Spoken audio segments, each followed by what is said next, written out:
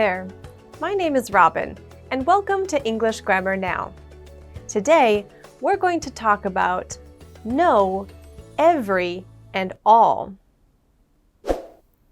We've already seen that you can use a negative in a sentence with any to talk about not having something. However, we can also use no to mean the same thing. Here's what that would look like. We could say, there aren't any spoons left. Or we could replace any with no and say, there are no spoons left. We could say, we haven't kept any of the baby clothes. Or we could say, we have no baby clothes. We could say, Tracy and Jeff don't have any children. Or we could say, they have no children.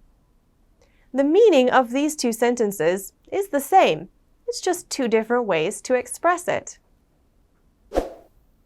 None is a negative pronoun that we can use to talk about not having something as well. It is an independent pronoun, which means that you don't need a noun to come after it. For example, if someone asks, how many spoons are there? The answer could be, there are none. We would not say, there are none spoons. Saying none is enough. If we ask the question, how much of the baby clothing did you keep?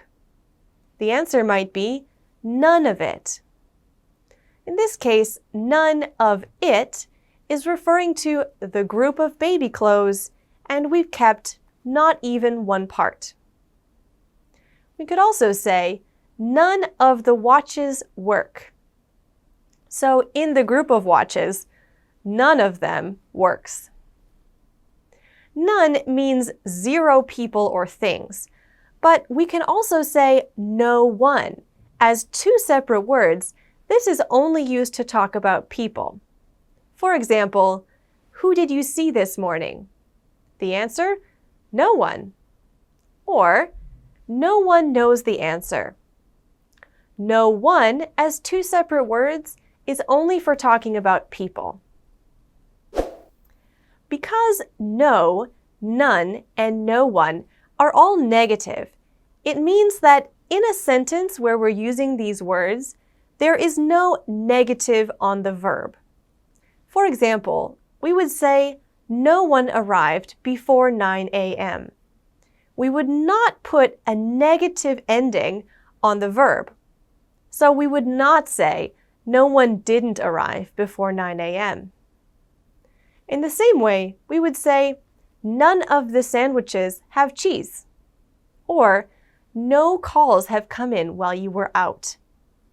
Because no, none, and no one are expressing the negative part of this sentence, we don't need to add the negative ending anywhere else.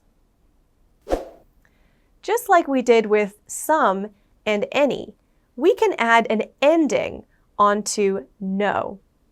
We can say nobody to talk about a person, nothing to talk about a noun, and nowhere to talk about a place.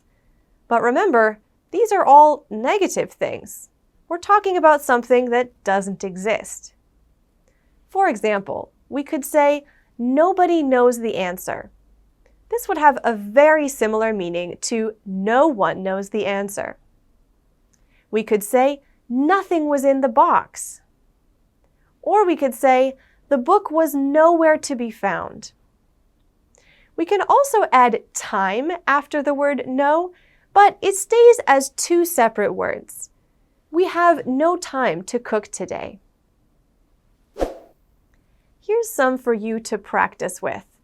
In each of these sentences, it's using any with a negative part of the noun, but you can change it so that it uses no plus a noun, no one, or nothing. Remember that we don't need a negative ending on the verb anymore, so make sure that you've made all the changes you need to. Go ahead, give it a try. Here's the answers to those questions. For number 1, once we change it, it will say, I know nothing. For number 2, there is no milk in the fridge. For number 3, there is no one in the bathroom right now. For number 4, have you got no questions? And number 5, he has got no brothers or sisters. Great job! Now let's take a look at every. When we use every, we're talking about each member of a group. This can be used with a singular count noun. Here's some examples. Every student receives a uniform. This sentence is talking about a group of students and pointing at each one of them to say that each of them will get a uniform. A second example. Make sure to answer every question. Every store has 5-digit code. Not every parent is required to attend. So although we're talking about a group, every is talking about each person in that group.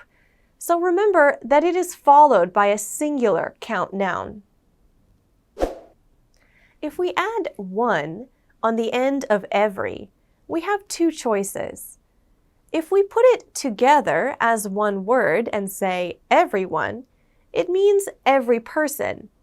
This is a singular pronoun, which means that in a sentence like everyone needs some time off, we have to make sure that there is an S ending on the verb. We would not say everyone needs some time off, because we're talking about each person in a group. But if we have the words separately, every one, this is referring back to a noun that has been mentioned in the sentence already. For example, I've tried all the teas, and I liked every one. One is standing in for the word teas. You could say, I liked every tea. In the same way, we can say every day as one word. This is being used as an adjective to describe something usual or normal. An example sentence might be, these are my everyday shoes, meaning the shoes that I wear normally. But if we say every plus a day or another time word, we're talking about how often we do something. For example, we go to the park every day. I have a cup of coffee every morning. The buses come every 10 minutes, and she gets paid every 2 weeks. All includes each member of a group. The meaning is very similar to every, except that the noun that comes after it is plural, or a non-count noun. So we could say, every student passed the exam. All the students passed the exam, with an S on it. We could say, every plant needs to be watered every day. Or we could say, all the plants need to be watered every day.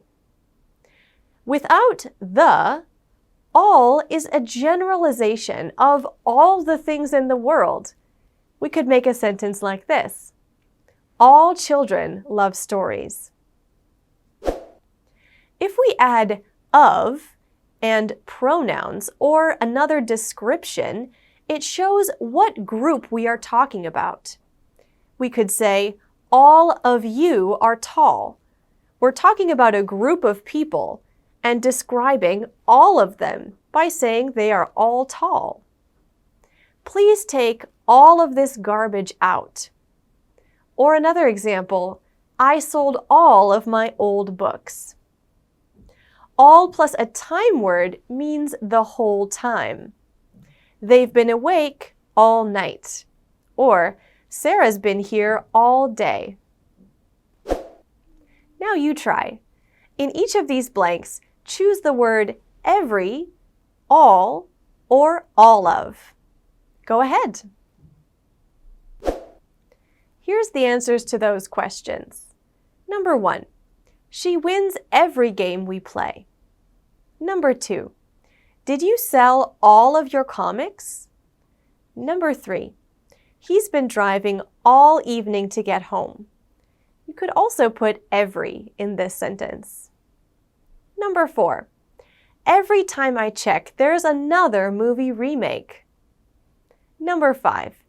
The manager wants to speak to all of you. And number 6. All jobs have some benefits and some drawbacks. Great job! Here's a conversation. Hey, I found a yard sale. They have all kinds of great stuff. Do they have any toasters? There are no toasters, but they have some small ovens. Come see it. They'll be open all morning. I've got no time right now. Are they open tomorrow? They'll be open every day this weekend. What are you buying? Nothing yet. Maybe I'll get something tomorrow. Here you can see how these words are being used in this conversation. These are very common words, so it's so good for us to practice. Thanks for learning about it with me, and I'll see you again next time. Goodbye!